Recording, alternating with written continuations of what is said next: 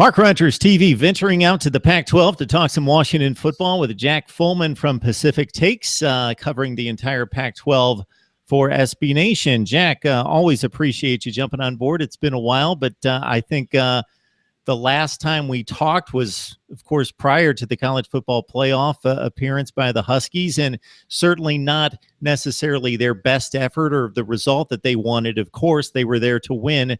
But I think especially considering what the defense faced throughout most of that game in Alabama continually getting the ball inside the 50-yard line, that they acquitted themselves very well in their first college football playoff appearance. I would agree. Obviously, you would have liked to won that game, or at least even cover the spread. But with the way it played out, I think Washington, showed a little bit of something. They definitely showed on defense that they could play with anyone in the country on that side of the ball. Their offense going against that, vaunted Alabama defense didn't do much after their first touchdown drive, but I think they showed that, they could trade punches a little bit, at least on one side, with a team like Alabama. And I think a lot of people in the country didn't know if they could do that, and they wanted to prove they weren't like Michigan State the year before, who showed up and people doubted them, and they were like, yeah, they don't belong on the same field. No, it's definitely a completely different game. The pick six before halftime kind of broke their back and made it a 2-score game and made it difficult to come back.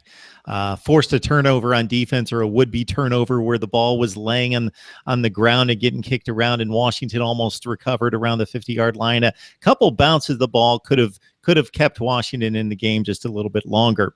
Unfortunately, a number of those players that helped vault this program back to national prominence, moving on to the NFL, making their declarations early for the NFL draft. The recruiting that we'll talk about in just a minute under Chris Petersen has obviously been much better than what it had been for a decade to 15 years to put the program in this kind of position to kind of join some of the elite of college football that now has to contend with losing 4 and 5 juniors to the NFL.